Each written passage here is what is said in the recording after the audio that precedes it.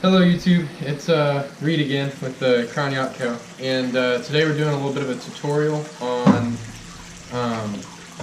unflooding chainsaws.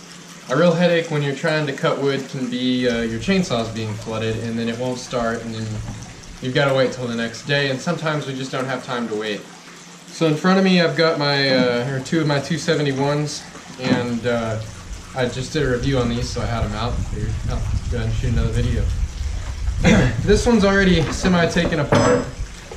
You can see the top panel right there. These bolts, you unscrew them with a torque wrench. You can also do it with the regular chainsaw tool, but it's not a perfect fit.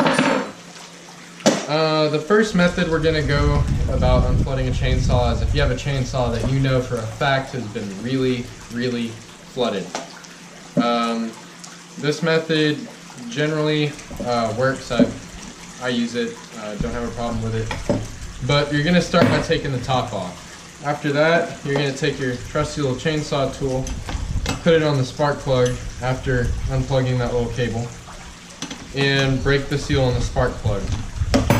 After that, just unscrew the spark plug with your hand, and it should come right out. If your chainsaw is flooded, then you should be able to see a buildup of excess fuel on the spark plug. Just take you a paper towel, dry it off real good, and it should be fine. After that, you're going to want to take your saw and literally dump the cylinder out. There's nothing in there because it's not flooded, but that should drain the fuel out of the cylinder. After that, you're going to want to take your air filter off completely, put it in a spot where you're not going to have bugs or anything crawl into the carburetor, and just let it sit 10-15 minutes. Come back, it'll be dried out and ready to go.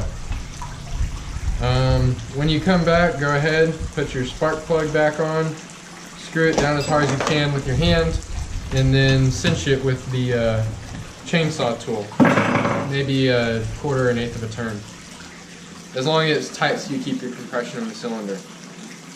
Then put your spark plug back on till it clicks, and you should be able to screw your air filter on like that. Put it down.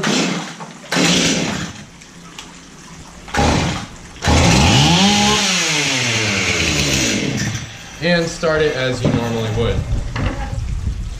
The second method we're going to go about is if your saw is not super flooded, but you know for a fact that it is still flooded. This method can be a little dangerous. You got to be a little stronger to do this one. Nonetheless, it works. So the way an engine works when it's flooded is you have too much fuel in the carburetor and in the cylinder. You can rapidly dry gasoline just by putting a lot of air through the carb. So we're going to start off. You're going to want to just put it on the on knock. You don't want the half choke or the full choke because you want to run as much air as possible through the carb. Then you're going to squeeze the trigger and the safety all the way down and start it like so. If it's flooded, you give it a couple strokes, it'll start right up. What that does is it opens both of the little butterfly valves in the carburetor and allows a lot more air than usual to pass through the carb, ultimately drying out the cylinder and the carburetor really quickly. That just about covers it. I know flooded chainsaws can be a pain, and there's a couple videos out there showing how to undo it, but I wanted to just show the two methods that I found work best. Like always, thanks for watching. Please like and subscribe.